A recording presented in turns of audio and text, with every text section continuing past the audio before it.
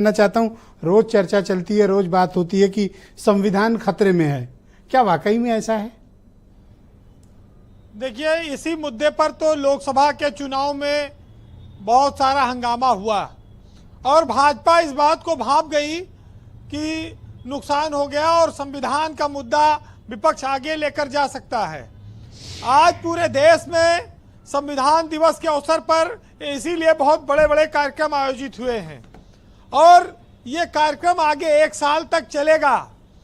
सभी राज्य सरकारों को ये मैसेज गया है कि वो जिले में, तहसीलों में और ब्लॉक पर संविधान दिवस के लिए कार्यक्रम आयोजित करेंगे और वहाँ पर जनता के लोगों को, जनप्रतिनिधियों को बुलाकर बताएंगे कि संविधान की रक्षा के लिए मोदी सरकार, भाजपा सरकार क्या क्या कर रही है। तो आप इसको एक विपक्ष की काट के रूप में भी देख सकते हैं और ये 2025 तक चलेगा। 26 नवंबर 2025 तक एक कार्यक्रम की रूपरेखा बनाई गई है जी। अब बात आती है कि यह मुद्दा अभी चल रहा है या खत्म हो गया। 9 सीटों पर उपचुनाव हुआ है। उपचुनाव में जो बीजेपी की जीती सीटें थी वहां वोट कम पड़ा, जो सपा की जीती सीटें थी वहां वोट ज्यादा पड़ा, भाजपा के सहयोगी दलों वाली सीटों भी वोट ज्यादा पड़ा। तो इसका मतलब क्या हुआ कि भाजपा अपना वोट नहीं निकलवा पाई, मतदान प्रतिशत कम रहा।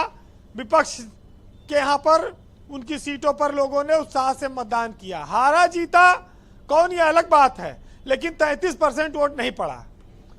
ये जी बात इसलिए महत्वपूर्ण हो जाती है ब्रजेश जी कि संविधान पर जब हम चर्चा करते हैं तो हम इस बात पर भी चर्चा करते हैं कि सुप्रीम कोर्ट इस देश की न्यायपालिका हम सब की संरक्षक है, संविधान उसको ताकत देता है। लेकिन इस देश में धीरे धीरे न्याय पाना कठिन होता जा रहा है, महंगा होता जा रहा है। संविधान बना कर दिया गया लेकिन वो सीधे सीधे कोई हस्तक्षेप नहीं करता है। इस देश में असमानता पहले भी रही है, आजादी के बाद भी रही है। अगर ऐसा न होता तो आज 80 करोड़ से ज्यादा लोगों को मुफ्त में राशन न देना पड़ता। एक और दूसरी ओर हमारे इसी देश में खिलाड़ियों की बोली लगाकर 30-30 हजार, 40-40 करोड़ में उनको खरीदा भी जाता है।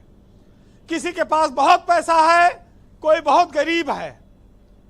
यह संविधान आकर हमारे आपके घर में बदलाव नहीं करेगा, यह सरकारों को ताकत देता है कि आप उनके जीवन में बदलाव लाइए। जी वीरेंद्र जी, एक चीज जरूर है कि आज बहुत सारी बातें आई कि लोकतंत्र के नाम पर तानाशाही होती है, भेदभाव होता है, निरंकुशता होती है।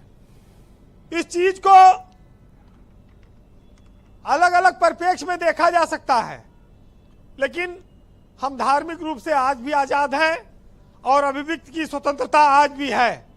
सबसे बड़ी बात यह है कि हम अपने वोट की ताकत से अपनी मनपसंद सरकार चुन सकते हैं। संविधान हिंदुस्तान की जान है, समानता है और वो असंतुलन को दूर करने के लिए कार्यपालिका को ताकत देता है। लेकिन समस्या इस बात की है कि जिस सायादार पेड़ के नीचे बिना भेदभाव, बिना धार्मिक आधार पर बंटवारा किए सबको समान छाया मिलती हो, वहां सियासत में तमाम सारी बातें आपको देखने को मिलती हैं। कोई आदमी किसी जात या धर्म से विरोधी या अलग नहीं हो सकता है, या संविधान को मानने वाला है, संविधान विरोधी नहीं है। जी वीरेंद्र जी, इसी देश में अल्लामा इकबाल ने लिखा कि सारे जहां से अच्छा हिंदुस्तान हमारा। तो ये दुनिया की श्रेष्ठता पर भारत की जो परंपरा को था वो दर्शाता है कि दुनिया चाहे जितनी तरक्की कर ले, लेकिन भाईचारा और मानवता के रूप में भारत के संविधान की जो ताकत है वही हिंदुस्तान को खूबसूरत बनाती है। वैसे 356 का भी इस्तेमाल एक जमाने में होता था, आपको याद होगा, जब चुनी हुई सरकारों को गिराया जाता था। लेकिन इसी संविधान की ताकत से ये व्यवस्थाएं समाप्त हो गई। न्यायपालिका का उसमें बड़ा महत्वपूर्ण रोल रहा। लेकिन ब्रजेश जी, आज भी इस बात को और बल देने की जरूरत है कि लेखपाल और थानेदार आकर हमारे गांव में लोगों को डरा धमका कर उनके साथ जाति न कर पाए। जी, ये व्यवस्था अभी भी जारी है।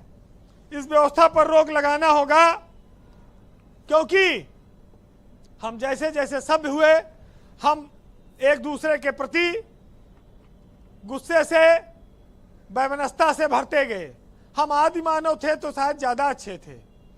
एक साहित्यकार ने लिखा है कि आदि मानव ने आग जलाई और बस्तियां आबाद हो गईं, सभ्य मानव ने आग लगाई और बस्तियां राख हो गईं। जी, तो ये अंतर है कि जब हम पुराने समाज में थे तो कितना प्रेम मोहब्बत ये सब चीजें हुआ करती थी। फिलहाल इस देश में गरीब के लिए अलग कानून ना हो, अमीर के लिए अलग व्यवस्था ना हो। जिस दिन ये बात आ जाएगी उस दिन संविधान अपने उद्देश्य को पूरा प्राप्त कर जाएगा। फिलहाल सुनिएगा, आज के मौके पर इस देश के संविधान को नमन करना होगा, उसकी ताकत का बखान करना होगा कि दर्जनों भाषा, सैकड़ों विधि, हजारों विधान हैं, जो जोड़कर सबको साथ रखे वो भारत का संविधान है। शहीदों के लहू की स्याही से ये संविधान बना है। हर दिन संभाल के रखो कि मेरा देश इसीलिए महान है।